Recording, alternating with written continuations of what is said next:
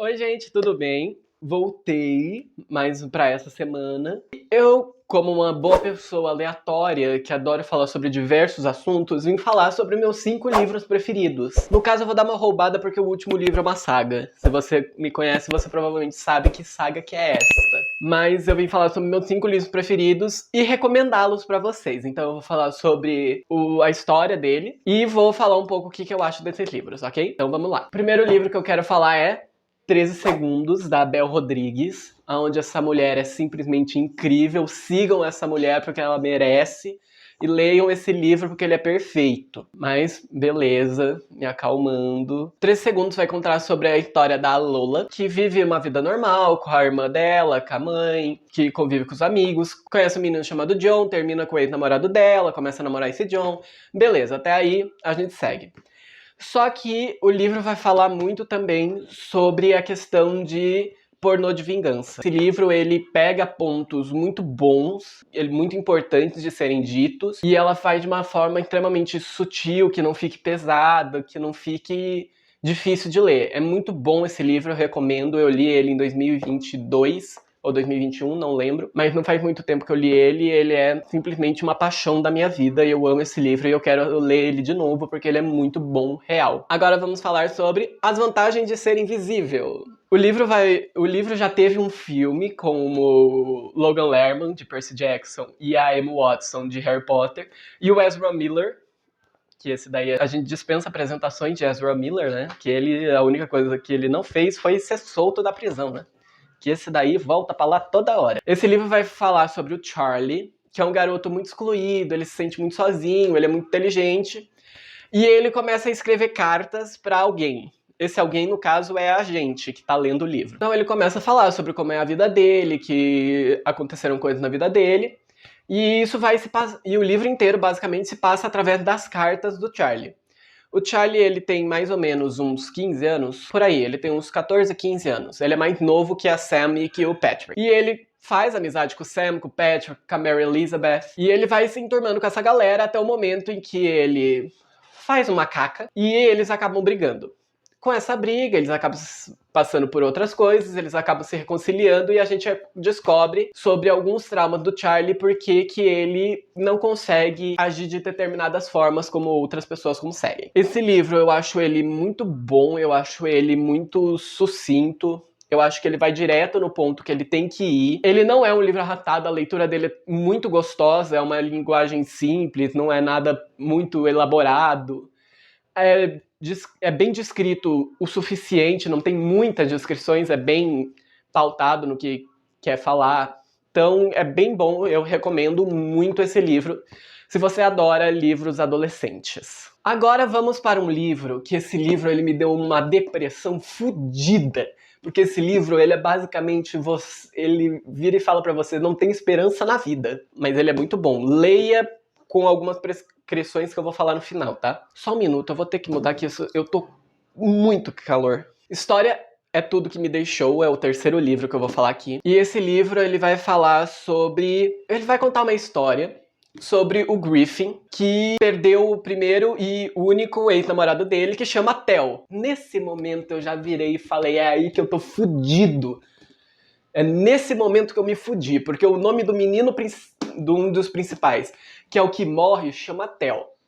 E não o suficiente, ele é descrito como loiro, ele tem olhos claros, ou seja, até aí você vira e fala, beleza, existem bilhões de Theos com olho claro e loiro, né? Ele tem uma blusa de Game of Thrones. Eu tenho a blusa de Game of Thrones. E ele é incrível. Ele é o melhor personagem, digamos assim. Depois que o Theo morre, sim, infelizmente o Theo morre, acontece um acidente, que eu não vou falar qual é o acidente. O Theo morre, só que o Theo já tava namorando o Jackson. Ele já tinha terminado com o Griffin, acontece algumas coisas. É muito triste a forma que eles terminam. Eu chorei horrores nesse momento. Ele termina com o Griffin, ele começa a namorar o Jackson, ele tá junto com o Jackson e o Theo morre. Não vou falar como ele morre, embora a própria capa já deixe meio sublinhado como que ele morre. Mas esse livro ele vai falar muito sobre perda, muito sobre dor, como você consegue lidar com a morte. E ele é um livro que ele é muito pesado. Eu vou ser bem sincero, se você tem qualquer problema com depressão, luto, coisas assim, ansiedade. Esse livro me deixou ansioso de uma forma que não tá escrito. Se você tem qualquer problema assim, eu não recomendo você ler esse livro, porque ele é um livro que ele é muito real. Então ele vai estar tanto no presente, que é depois que o Theo morre, quanto no passado, enquanto o Theo ainda estava vivo. Então ele faz uma construção fenomenal do Theo com o Griffin, você sente mesmo a dor do Griffin. O que deixa o livro pior, digamos assim, porque fica mais triste, então fica mais pesado, porque você conhece o Theo. Você chega a fundo do personagem. Então fica muito pesado falar sobre o Theo depois que ele morre. Então, se você gosta de ler livros mais tristes, de uma história romântica, desastrosa, esse livro com certeza é para você. Agora, se você tem algum problema com livros assim, não leia de forma nenhuma, tá bom? Porque ele vai te deixar muito mal depois que você ler esse livro, tá? Ele é escrito pelo Adam Silveira, que é o mesmo escritor do nosso próximo livro, que eu já vou falar. Agora vamos falar sobre o nosso quarto livro, que é Os Dois Morrem no Final.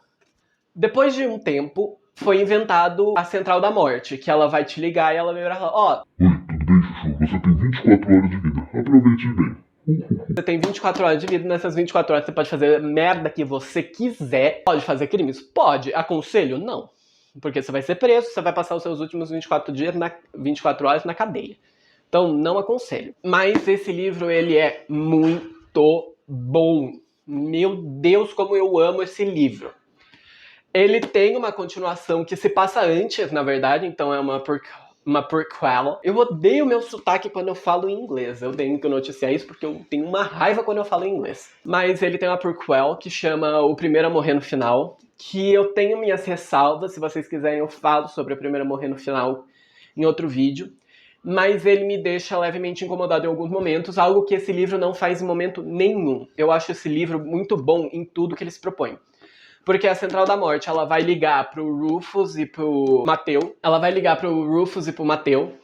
E vai dizer que você tem 24 horas de vida, curta como quiser. Aí eles entram num aplicativo, que esse aplicativo vai ser falado no Primeiro a Morrer, que você encontra outros terminantes pra você passar os seus últimos dias pra você não passar sozinho. Então eles se conhecem nesse aplicativo e eles vão passando as últimas 24 horas juntos. Nisso vai sendo desenvolvido muito a relação deles, porque os dois são muito diferentes. O Rufus tá tipo, foda-se, eu vou viver da forma que eu quiser viver.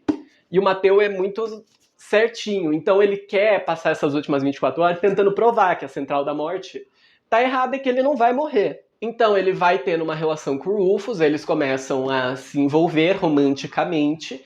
Isso não é spoiler, porque eu acho que qualquer lugar que você pesquise sobre esse livro, você vai encontrar coisas sobre esse casal. Então isso não é spoiler.